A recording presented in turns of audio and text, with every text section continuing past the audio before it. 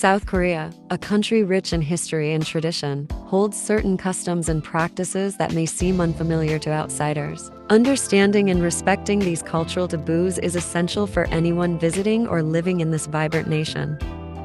1. Showing respect to elders. Let's start with one of the most prominent taboos in South Korea. In Korean culture, respect for elders, or jang, is deeply ingrained. It's customary to use formal language and bow when addressing someone older than you.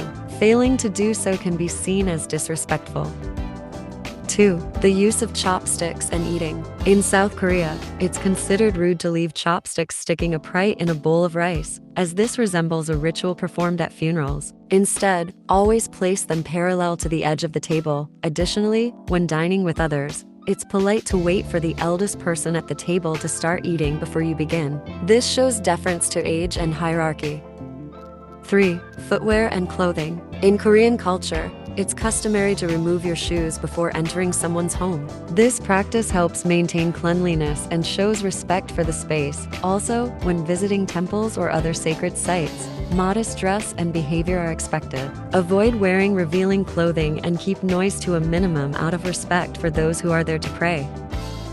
4. Personal space. South Koreans tend to have a smaller concept of personal space compared to Western cultures. Don't be surprised if someone stands closer to you during a conversation or while waiting in line.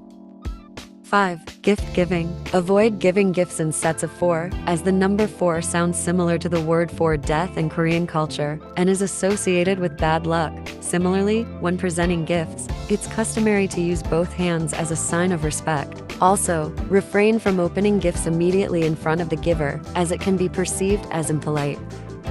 6. PDA. In South Korea, displaying public affection, such as kissing or hugging, is generally considered inappropriate, especially among older generations. It's best to refrain from such gestures in public spaces out of respect for cultural norms.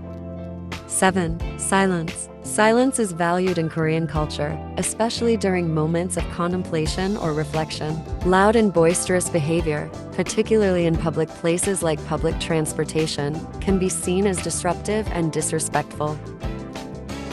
So, whether you're planning a trip to South Korea or simply want to learn more about this fascinating culture, remember to keep these taboos in mind. By respecting local customs, you'll not only show courtesy, but also gain a deeper appreciation for South Korean society.